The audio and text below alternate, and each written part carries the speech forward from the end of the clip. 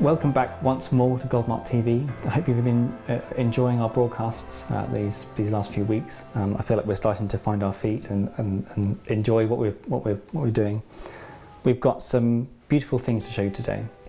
Later I'm going to be looking at a couple of paintings by Peter Kinley and something very special that I think he's done with the portrait of his wife. We'll be looking in depth at a number of very special tea bowls that were made by Ryotaro Kato, a Japanese potter, for the gallery a couple of years ago. And that's to anticipate our tea ceremony special that will be happening this Friday, where we have a look at the pots used in the tea ceremony in general. But I thought we'd start today looking through these fantastic prints of works after Pissarro, one of the great names in Impressionism and the great names in art history. So I hope you enjoy today. It's often said of artists that they might be the father of a certain movement, the grandfather, the godfather. Well, with Camille Pissarro, with his heavy brow, his magnificent thick white beard, he actually looked the part. Pissarro, as the grandfather of Impressionism, was not just a founding participant in the movement, but was present there for the revolutions within that movement, the Neo and Post-Impressionism. He was there from the start to the end. Cézanne thought of him as a father figure. Renoir revered him. Gauguin was indebted to him for after Pissarro introduced the young stockbroker, as he was then, to Degas and Cézanne. And he was one of the few major figures to lend his support and encouragement to a young Van Gogh. Pissarro himself was born in 1830 in the Danish West Indies. His father was a Portuguese Sephardic Jew who learnt that his uncle had died and left his business there in the Caribbean. So he sailed from France, took over the local cargo business and married his uncle's widow. Pissarro was a gifted young child in terms of the arts. He took to sketching very young and would spend his time while working in his father's business, stocking the ships, moving crates around. In between, in those moments of rest, he would sketch the labourers at work. And it was really here, in the hustle and bustle of coastal life, that he found his first subjects. Sort of the labourers at work, everyday life, scenes of rural and coastal everyday living. At 21, he resolved to leave the island and explore for himself a career in the arts. So he spent 2 years in Venezuela with an older mentor and then came eventually to Paris. This is the Rue Saint-Lazare in Paris, and it gives you a feel for that kind of, that sort of thrum, that rhythm of life, the bustle of people in the streets, of cars or wagons, that would have energised a young Pissarro, who had otherwise spent most of his time on the sort of coastal retreats in the Caribbean. Pissarro's time in Paris really starts with academic training. He learnt at the local Académie des Beaux-Arts, but really what inspired, what moved on his art was a combination of sketching around him of what he saw, but also the inspiration he drew from French masters, from Gustave Courbet and Corot, with whom he trained personally. Corot encouraged him to paint en plein air, and he encouraged Pissarro in his pursuit of sort of rural scenes, of paintings of the labours of normal people, of peasants in the fields. You can see here, this is a little avenue of trees in Varangeville, and that kind of that sense of roughness, of earthiness that he was looking for in the subjects was also there in the painting. It was in the way the paint was placed onto the canvas. It was in the way of trying to complete paintings in one sitting. It was painting and looking in a way that reflected the subject and the people that he saw around him. Pissarro and his fellow artists, Monet and Cézanne, they soon despised the academic rigours of academic painting, of painting in the salon. At the time in Paris, if you wanted to be known as a painter, if you wanted to make a good living, you had to exhibit with the salon, which was the place where the Académie des Beaux-Arts would exhibit its painters, its members. And you had to paint in a way that sort of satisfied sort of fairly traditional, fairly staid patrons. Pissarro was having none of that. He felt a sort of a vivid draw in the kind of paintings he was making, those that Academy painters otherwise thought vulgar, thought careless. And so he and his fellow artists looked for a breakaway. They looked for an art that explored that world of rural labour, but also of urban encroachment. This was a world that Pissarro was actually living, not just painting. For much of his life, he was living in absolute abject poverty. He had struck up a relationship with his mother's maid, and they had a large family together. A family that actually became an artistic dynasty, so much so that if you look at someone like Oravida Pissarro, who was his granddaughter, she felt such a big burden of all these impressionist painters from the family that she felt she had to move away from this world. But at the time, they were living together, a large family in rented rooms with virtually no money. Pissarro was selling virtually no paintings. This is a print after one of Pissarro's most famous paintings. It's a maid in a little sort of rustic interior.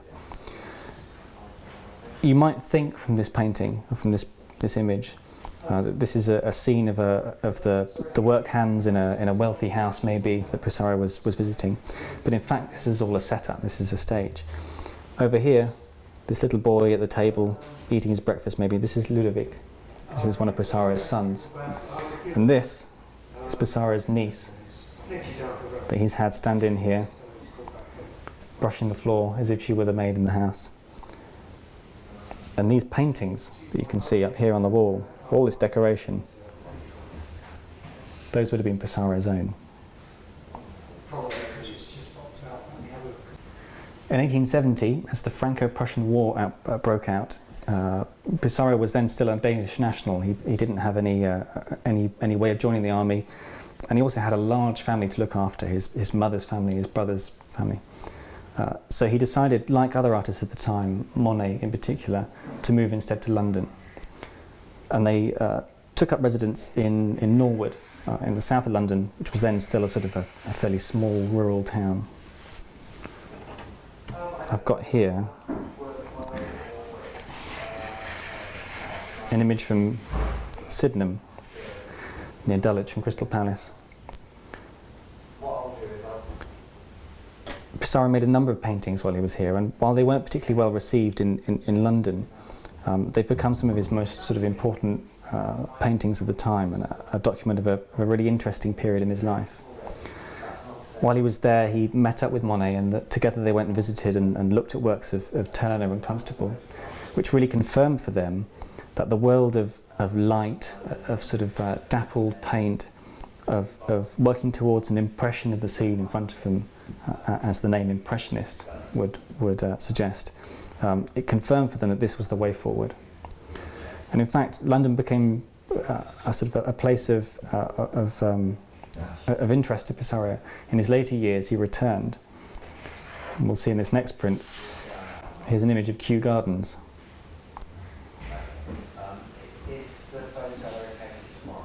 On his return to France, in a couple of years after they had left, Pissarro discovered that his studio had been completely ransacked by the soldiers during the war, and of the 1,000 or more paintings that were there, fewer than 50 remained undamaged or completely destroyed. So this moment of change, potentially a moment of complete disaster for this young penniless artist with these number of children to look after, galvanised Pissarro into a new period of action and movement. He resolved to gather his colleagues, and they decided to come up with an alternative to the salon. So in 1873, he and another set of artists decided to launch a new group, and this group of 15 artists would really represent the birth of Impressionism. They would hold 8 exhibitions over the next 10 years or so, and Pissarro would be the only member of all of them to exhibit in every show.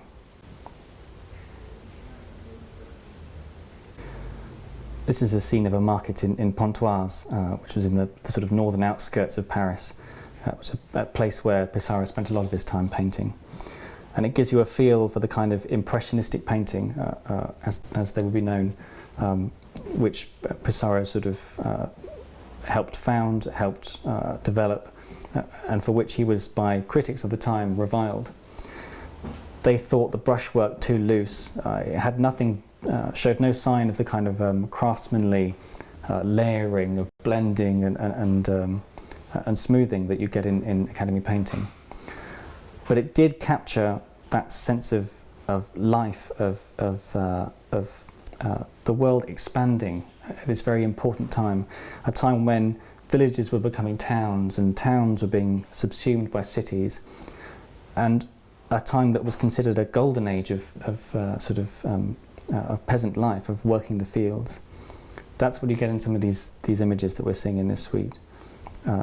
That sense of liveliness that comes out in these vigorous brushstrokes, which was so hated by the Academy critics of the time.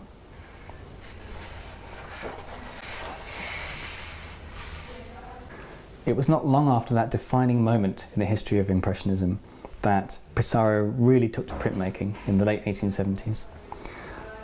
He was driven to it by his friendship with Edgar Degas, who was a very prolific printmaker. And Pissarro found that as he took to etching, to lithography, that he very quickly not only became a very proficient printmaker, but a mercurial one. He would religiously rework his plates. He would explore new techniques constantly, to the point where in some of his prints we're not quite sure what blend of different mediums, what blend of different methods had been employed. And he would become incredibly meticulous about his printing. He would print proofs himself. He would not rely on the printers of ateliers, and he would be very demanding in the selection of his papers, the colour of his inks, the registry of the plate. Soon after he took to printmaking, Pissarro discovered the joys that lay in Rouen, the old French town. He'd been recommended it by Degas, by a number of other artists who had enjoyed their time there, by Monet especially. And he loved it for the old town architecture, this fantastic cathedral that was there, for the sense of a tradition of life, for centuries of living in these sort of very old streets. You get a lovely sense of that in this old street here. This lovely movement with the cathedral there in the background. And there's the cathedral again. As a town, Rouen really had everything for Pissarro. Set on the Seine, you had a constant stream of steamboats, of tugboats, the delivery of new works, new crates of supplies for markets. You had this fantastic architecture around him, and around the town you had the sprawl of the buildings into this sort of very rural world of people harvesting wheat and growing crops.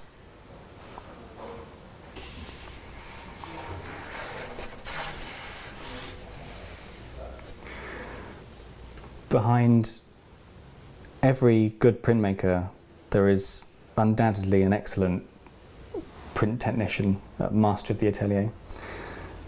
Pissarro, famously distrustful of printers, came to lithography fairly late in his career. He made a series of 12 lithographs right at the start of his exploration of printmaking, and then didn't make another lithograph for another 20 years. It was only when he met with Georges Thornley, who produced these prints that we're seeing here in front of us, that he felt that he'd met a technician, a creative person, a person with the skills, the expertise, the sensitivity to translate his work into print. Something that he had been much used to doing himself in terms of etching. Thornley was an immigrant from a Welsh family.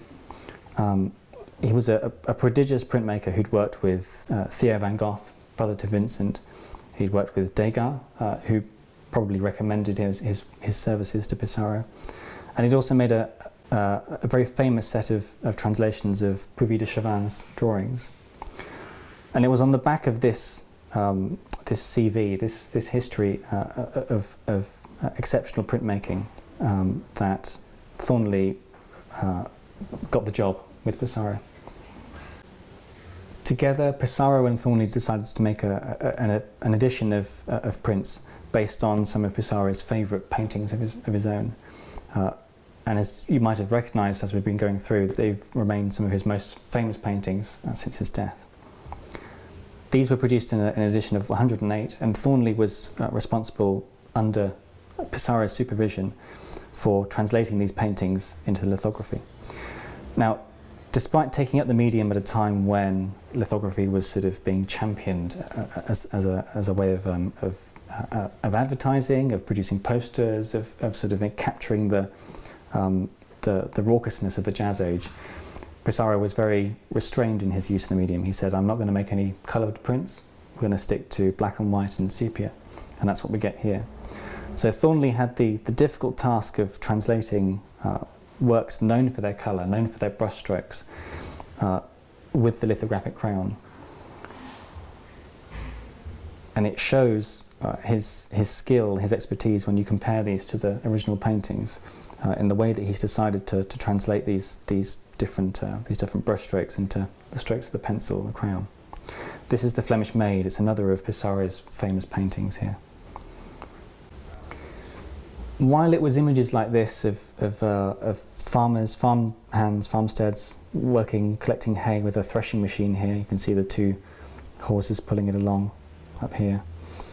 While it was scenes of this nature that really brought Pissarro his fame in those very last years of his life, after living 50 or 60 years in total poverty, and while it's images like this that have remained his most celebrated and for which he's best known, I think my favourite images throughout the suite are undoubtedly the portraits, as we saw in that maid that we just looked at. The kind of the sensitivity of combining traditional portraiture with the mode of expression of Impressionism was something that Pissarro alone was fantastic at doing. And you can see that in this beautiful portrait back here. You might recognise this picture. This painting is actually held in the National Gallery. And it's a portrait of Felix Pissarro, who was one of Pissarro's sons. Most of Pissarro's children ended up becoming artists themselves, and it was Felix that Camille Pissarro thought held the most promise. Tragically, at 23, he died after contracting tuberculosis. He was living in London at the time. But I think this is just the most beautifully touching portrait of a young boy having to sit in this very awkward position, looking a little nervous maybe, with this beautiful pattern around him. I think it's so delicately captured in the moment. It's like something like a candid photograph of the 20th century. And I think it confirms that really, for Pissarro, more so than the formal explorations of Impressionism, more than the science, the optics, the blending of colours and things, really Impressionism was a way of working towards his feeling of joy for the subject. Pissarro's paintings are really paintings of a world that he loved and of the people that he loved and the way of life that was his, and that he was forced to love by lack of means, by lack of money. And I think you get that in this last beautiful print here.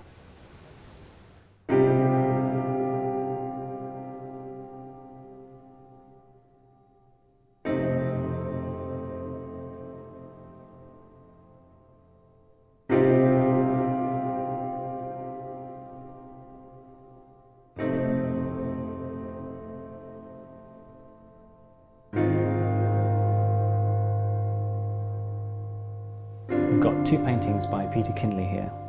As an artist with a fascinating start to life. He was born in Vienna. At the age of 12, he was one of many young children who were sent to Britain on the Kindertransport during the Second World War. And at 17, he ended up joining the army in the UK. And he was pivotal in a small task force in tracking down one of the last Nazi Gauleiters.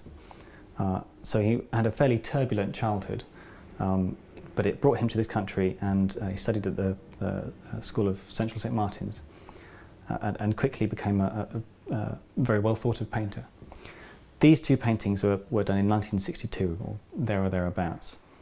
This is the sort of the very sought after period of Kinley's work. In his later life he moved into much sort of flatter colours, much more flatter paint surfaces. What characterises these early works is this fantastic work that's been done with the palette knife, which gives you these sort of these beautiful textures and edges.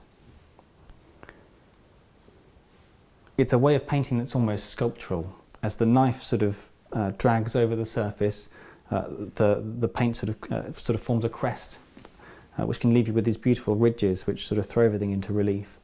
You can see it here on these sort of shades of white. These are almost look like they're sort of pieces of paper on a desk or something. What's put to beautiful effect in this wonderful still life of cyclamen in a flower pot. Kinley's work really, particularly of this period, revolves around a particular tension, that is between figuration and abstraction, between description and essence. A lot of the paintings from this time are of sort of figures in interior spaces, much as the St. Ives painters in the post-war period looked to the landscape as a way of sort of working out abstract images. Kinley, like Matisse before him, worked from the interior, from vases and bureaus and standing figures and mirrors. And we can see that in these two paintings here. In particular though, I'd like to talk to you about this piece. Both of these paintings came from Kinley's first wife, Monica, who survived him. He died in 1988, I think. And this is actually a portrait of her. It's I think, quite special, intimate painting. And I think that Kinley has done something quite clever here. You'll notice from both of these two paintings that blue is very important to Kinley. It was an important colour in his toolbox, in his paint box, as it was for Matisse before him. And Matisse was one of a number of very seminal influences, along with people like de Stael, which is where we get some of this this sort of patchwork effect in the paint. But Matisse, I think, was one of the major influences. And these blues are very much the blues of some of those late Matisse works. I think there's also something going on with the blue in this picture, this portrait of Monica. And I think the blue is sort of harkening back to the ultramarine that was used in Renaissance times.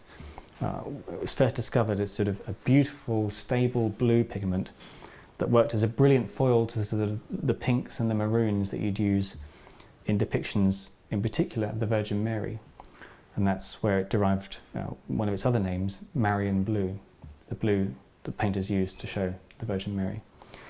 I think what Kinley has done here with his wife is he's painted her in a kind of devotional. She's got her hands clasped in prayer at the table, bent over, the head sort of cocked slightly to one side. It's very much the arrangement that you might get in a Renaissance painting of the Virgin Mary. And I think it's a beautiful way of paying a little special tribute to his wife in those sort of fairly early years, actually, in their marriage.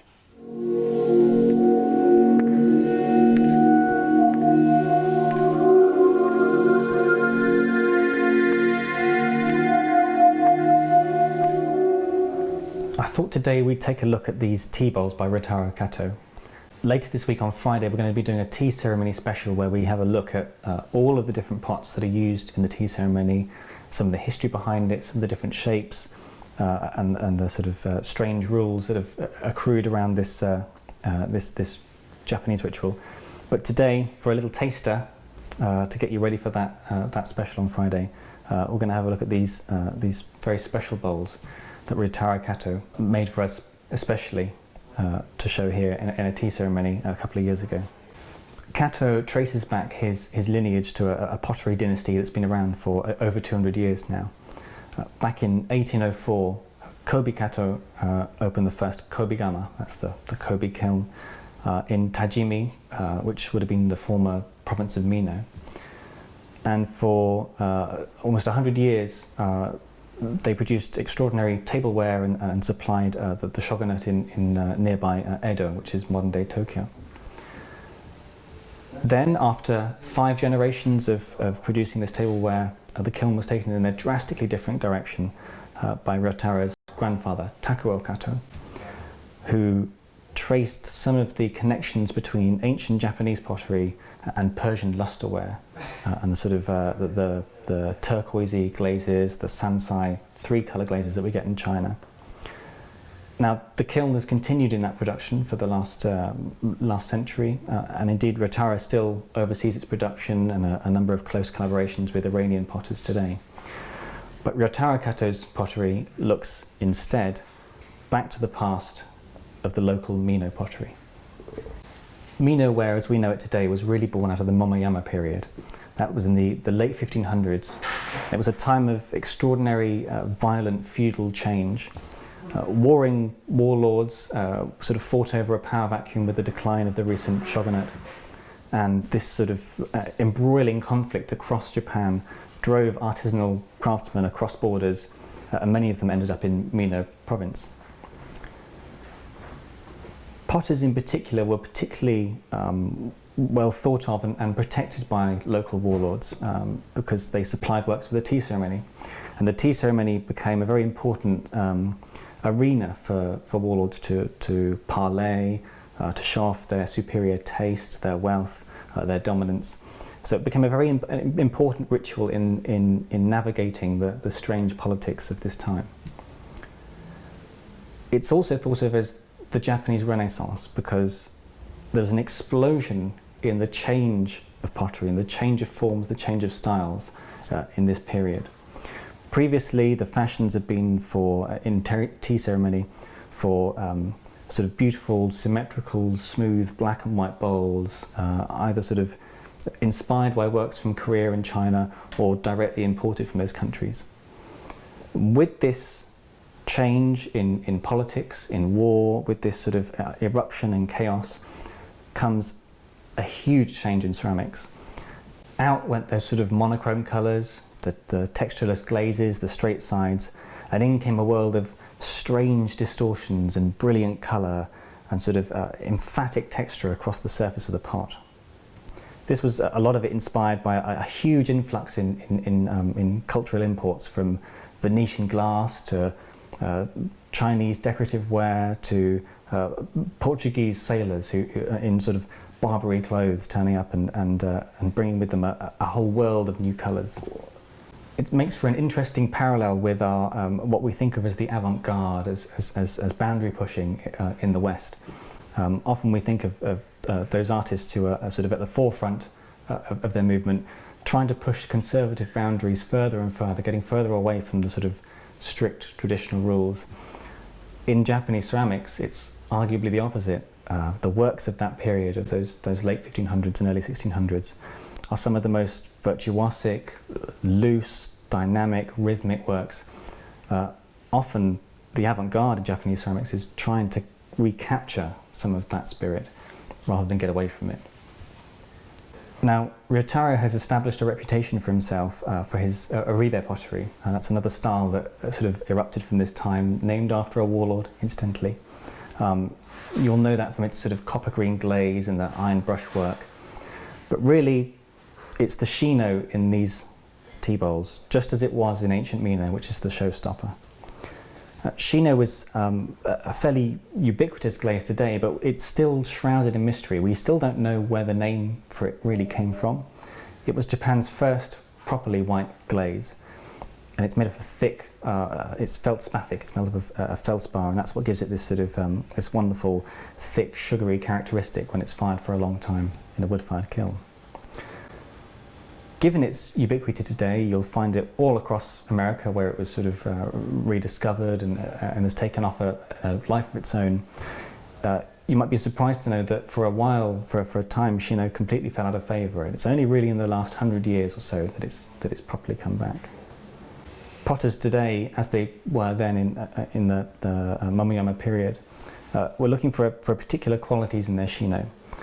Often these are actually imperfections. Shinos that crawl, that pit and skip during the firing, peeling the glass away from the surface particularly when it's thinner. And that gives you these sort of beautiful different effects. One you can see across here, this is called okoge, I think, which is the Japanese word for scorched. And it's literally where the glaze has been slightly more thinly applied and it peels back, and the flame in the wood-fired kiln has given this sort of beautiful burnt quality around it. That's part of the whole philosophy that goes into the tea ceremony and into much of Japanese ceramics, which is the acceptance of imperfection. It's a fairly profound sort of system of philosophy and aesthetics, which we'll get into properly on Friday when we talk about the tea ceremony. But it's interesting to see some of its effects here on this pot. You also get a similar effect on some shinos called hi-e, which is a much brighter red. Literally means marks or pictures made by the fire. So as well as that white shino that we just saw on the previous chawan, Ryotaro Kato uses a number of different shinos with different effects, and these often have names. So we can see here, this is akane, that's a sort of bright red shino. You can see the colour coming through these beautiful peach blushes, and again, one of these okoge, these scorch marks.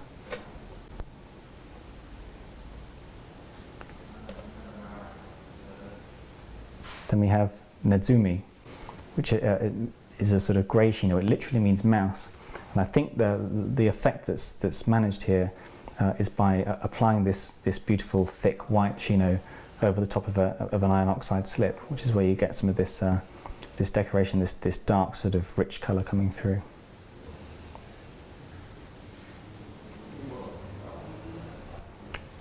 This is ogura, probably named after a sort of very dark bean paste. It's got this beautiful colour across it.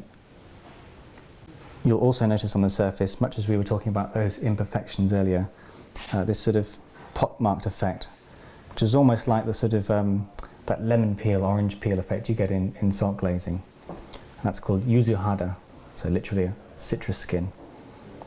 And combined with these scorches, these crawls, these jumping shino glazes that peel away, gives you this wonderful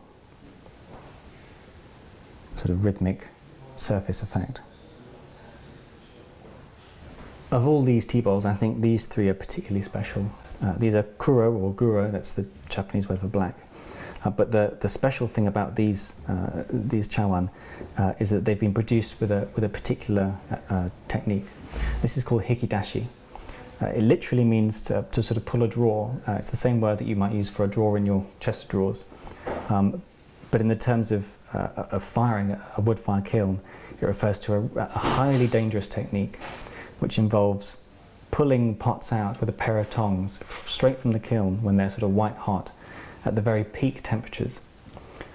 The thermal shock that these pots undergo as they're taken out and either plunged into water or kept out in the air gives them this beautiful glossy black surface. It's almost sort of the truest black that you can get in ceramics.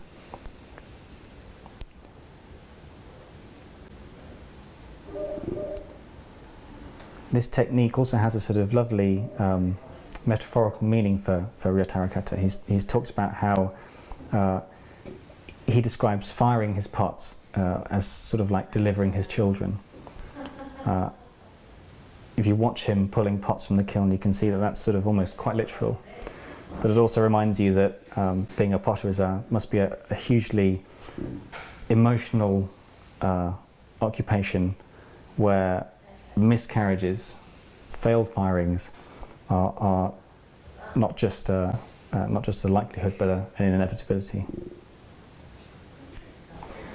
You will also see from these three bowls that we've got sort of a number of different shapes going on.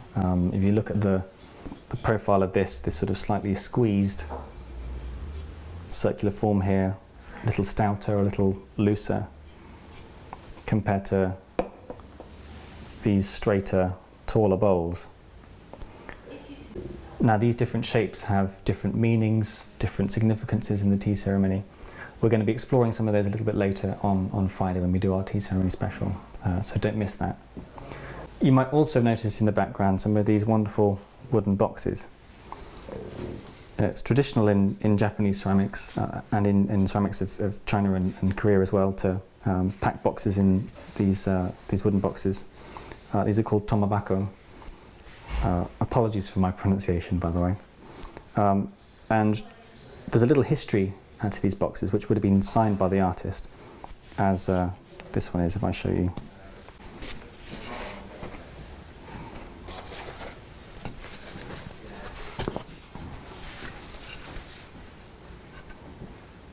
Just there. So to end today, here's a short clip of potter Phil Rogers talking to David Whiting, who's an art critic on ceramics, about the history of these boxes. And you can see one of our other potters, Ken Matsuzaki, signing a couple. I hope you've enjoyed today, and I hope you enjoy this next clip.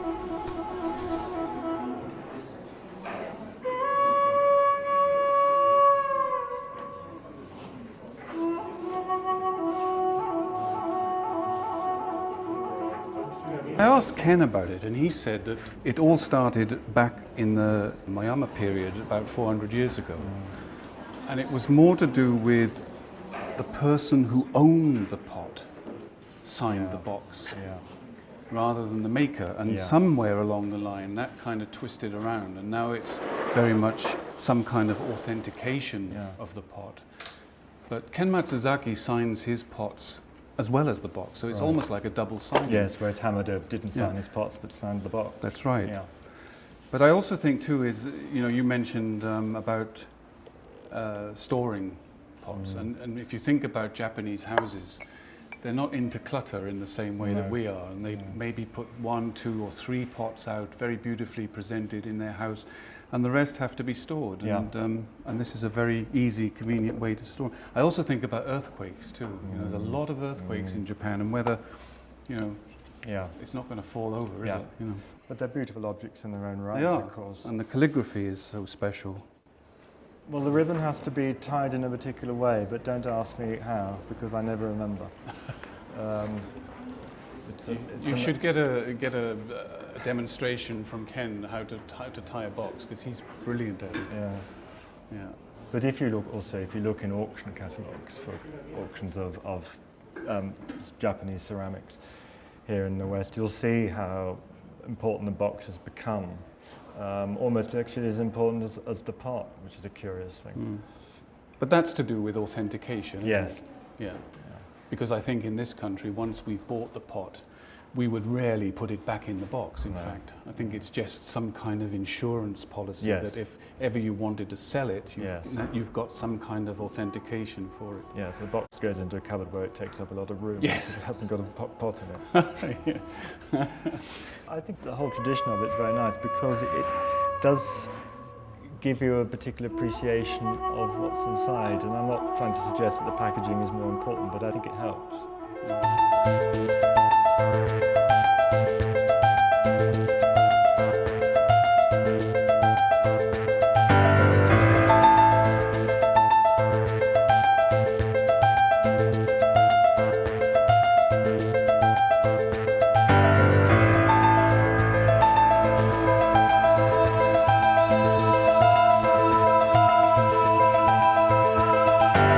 We need to educate, entertain our customers.